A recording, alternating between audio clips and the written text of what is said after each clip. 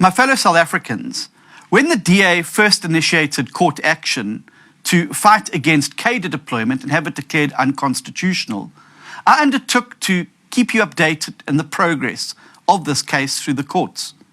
And today I'm very happy to report back on our latest victory to secure the ANC cadre deployment records following the ANC's appeal to our initial application, where the judges indicated that we were entitled to that documentation.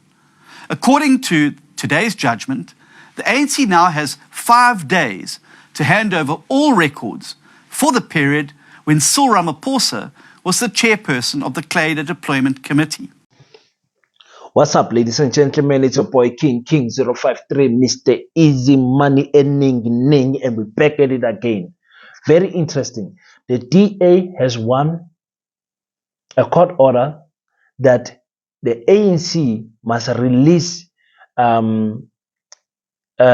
deployment records of when Cyril Ramaphosa was the deputy president, so that they can see, because the deputy president of the African National Congress, the deputy president of the country, is in charge of deployment. So he's like the chairperson of that committee that employs people, to put it in easy terms. My question to the DA is, who did they employ in the Western Cape? Are those people not cadres of the DA? Did they employ anyone outside the DA party? Cadre deployment is not an issue. Deploying and employing a wrong cadre, that's the issue. I don't know why the DA does not see this. I don't see where it's going to go. The ANC has appealed this. It's going to probably stop somewhere in the Supreme Court, because everyone is connected to someone in some way, shape, or form. It is only us who are lucky to not be affiliated with any political party. You understand? And I thank God that I never got into this scramble of politics, because sometimes when you stand for something, your political affiliation pushes other people away. So I can be EFF today, I can be ANC tomorrow, I can criticize EFF today, I can criticize ANC tomorrow. I don't care. I stand with the truth. And people like me will never be deployed in strategic positions that affect, because we are too honest. So you have to get a cadre that is going to push the mandate of the party. The same as what the DA is doing in the Western Cape. I don't know what is it that Steenhuisen is trying to achieve from this. What is it that you're trying to achieve? You want to expose the cadres that were deployed without matric, without proper qualification? Do you see how deep this thing is going to go? Because there are cadres that are really natural leaders. From their nature, from their character, they know how to organize people, they know how to speak to people, they know how to solve problems. They may not be educated in that field, but once you put them in that chair and you put professionals around them, they can run a group of people like a well-oiled machine. And of course, there are cadres that are just stupid and ignorant, and they will come there and mess up the whole municipality or whatever it is. It's the best of both. You can't have one without the other. The EFF, the DA, is playing a very good ball. Remember, I told you guys, as we are going to the election, closer we go to the election, it is important for the main opposition, the DA, and the other opposition parties to attack the ANC left and right. Even though I don't agree with this attack, I understand why. because it's important for you to be in the face. Now the DA people are looking at the DA, they're like, wow, our party cares about wrong cadre deployment.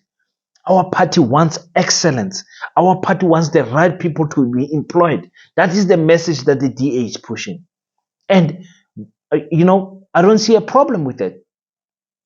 I don't see a problem with the opposition doing that. I don't think they will get anywhere with it, but this is what the opposition is supposed to be doing. I said we can count the weeks. We can count the weeks. It's less than 47 weeks somewhere there remaining. It's actually less than that. Less than 40 weeks remaining to the 2024 national elections. Every party must have a strategic activity each week. Every week, a party must be doing something. Now, you ask yourself, parties like Soweto Parliament, what is it that they did last week? They were busy with that e-hailing situation that was happening there. Guys like independent candidates like Dudizane Zuma, what is it that they are doing to show you that they're going to change the country? When you watch what is happening at the Patriotic Alliance, the party, you see them being active every day on social media. Their social media page is crazy. I can do a whole segment about Gayton McKenzie. Very active. Every day he is going somewhere, solving a problem. The colored people are coming together. I like that. That's what I want to see. I want to see healthy competition. South Africa, I think, is one of, if not the only country in Africa where politicians are so free. In Zimbabwe, you say something wrong about the main party, the ruling party, you will go to prison. How many times have they beaten up the opposition parties and imprisoned them? The same is happening almost everywhere. In South Africa, I have never had a party, any party. The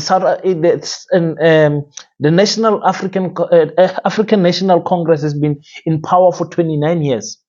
I've never heard after any election where other parties said no, the ANC won because the elections were rigged. I've never heard that.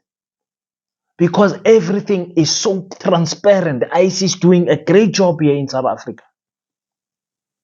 That democracy of voting and the results coming out very close to 99.9% accurate is it's a privilege that other African countries don't have.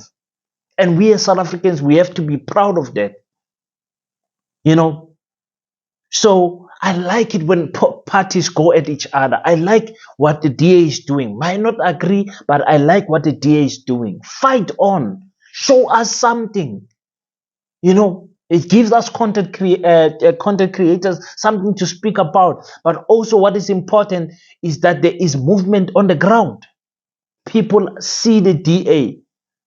Look at the other parties. IFP, what are they doing? I also see a lot of action from Action SA, in the pan. The Action SA is also doing well. African independent movement, not so much for me. And the other parties, I hardly see them. But it's because the media, the mainstream media only covers certain parties. It is us whom is our responsibility to dig deeper and see what are other parties doing. Black first, land first. Those are my people. That's who I voted for last time. Because as an African, you must look which party speaks to your African spirit. And for me, it was Black First, Land First last time. Who am I going to vote for in 2024? Very interesting. I'm going to break it down for you guys. Thank you guys for watching. If you're enjoying the content, please consider to subscribe to your boy. I'll be dropping content like crazy these coming weeks. Appreciate everyone on the channel. But until next time, please don't forget to pray. I salute you.